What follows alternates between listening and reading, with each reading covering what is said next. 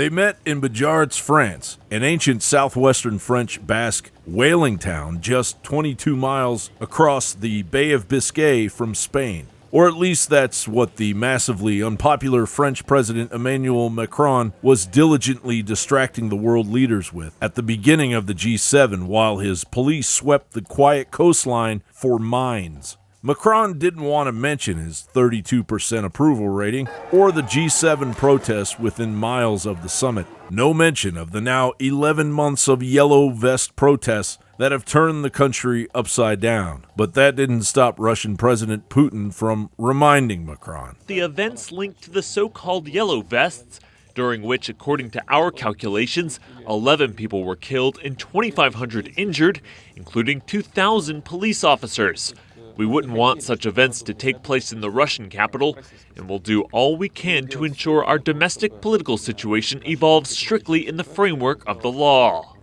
Macron said the comparison with France was inaccurate. And as Macron blathered on about his own vulgar incompetence, back at the adult table, President Trump and English Prime Minister Boris Johnson talked about the future of Brexit. How fast do you think you'll be able to make a trade deal? Pretty quickly.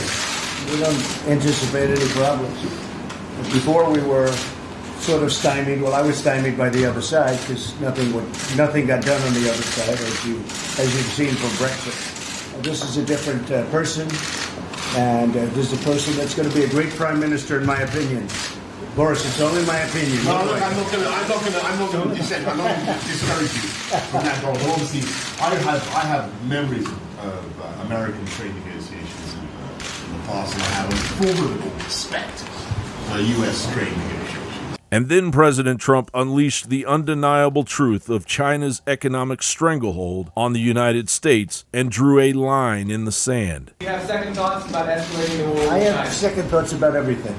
Are you going to declare a national emergency on China? Well, I have the right to. If I want, I could declare a national emergency. I think when they steal and take out and intellectual property theft, anywhere from $300 billion to $500 billion a year, and when we have a total loss of almost $1 trillion a year. For many years this has been going on. So thank you very much. We've been working on a deal with Japan for a long time. It involves agricultural, and it involves e-commerce and many other things.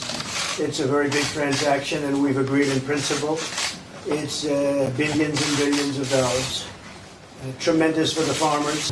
Quite frankly, around the table, there's a lot of people wanting to make trade deals with each other, and we have a deal that we were able to negotiate that's good for our workers, good for our citizens, good for the middle class. Macron proved he could be a good host and pointed the coast of Spain for all of his guests. But more importantly, Macron solidified his utter failure as a global leader and a historically detested president of France. John Bound reporting.